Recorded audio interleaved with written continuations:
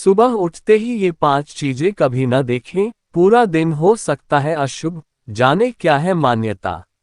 सुबह उठते ही झूठे बर्तन देखना भी शुभ नहीं होता है। झूठे बर्तन रात में ही साफ करने की सलाह दी जाती है। सुबह उठते ही झूठे बर्तन देखने से घर में सकारात्मक ऊर्जा का संचार कम हो जाता है। धर्म डेस्क, इंदौर। हर सुबह एक नई उम्मीद और उत्साह लेकर आती है। रात भर के आराम के बाद सुबह जब हम जागते हैं तो एक नई ताजगी महसूस करते हैं। ऐसे में पूरा दिन पूरे उत्साह के साथ गुजरता है। लेकिन वास्तुशास्त्र में बताया गया है कि सुबह जागते ही कुछ चीजों को बिल्कुल भी नहीं देखना चाहिए, क्योंकि इन्हें देखने पर मन में नकारात्मकता आती है और पूरा दिन भी खराब गुजर सकता है। इस बारे में विस्तृत जानकारी दे रहे हैं वास्तु एक्सपर्ट चैतन्य मलतारे। सुबह न देखें गंदे बर्तन। सुबह उठते ही झूठे बर्तन देखना भी शुभ नहीं होता है।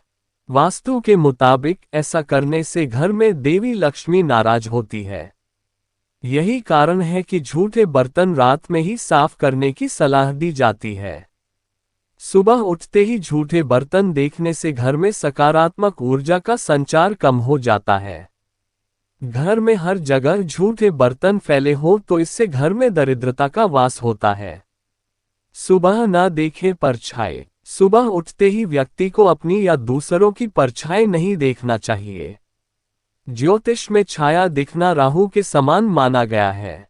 यदि सुबह परछाई देखते हैं तो इसे राहु को न्योता देने के समान माना गया है। इससे दिन में कामकाज में बाधा आती है, तनाव होता है और कार्य में असफलता मिलती है। जागते ही दर्पण के सामने न जाएं। कई लोग सुबह उठते ही सबसे पहले अपना चेहरा दर्पण में देखते हैं, लेकिन ऐसा करना अशुभ हो सकता है। वास्तुशास्त्र में भी इसे अच्छा नहीं माना जाता है।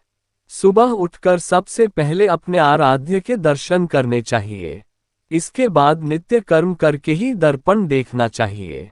सुबह न देखें स्टॉप वॉच। इंसान के जीवन की घड़ी उसके भाग्य से जुड़ी होती है। सुबह उठने के बाद बंद घड़ी को देखना भी बड़ी भूल हो सकती है। घर में बंद घड़ी बुरे समय का संकेत देती है। शास्त्रों के अनुसार बंद घड़ी देखने से विवाद की स्थिति पैदा होती है।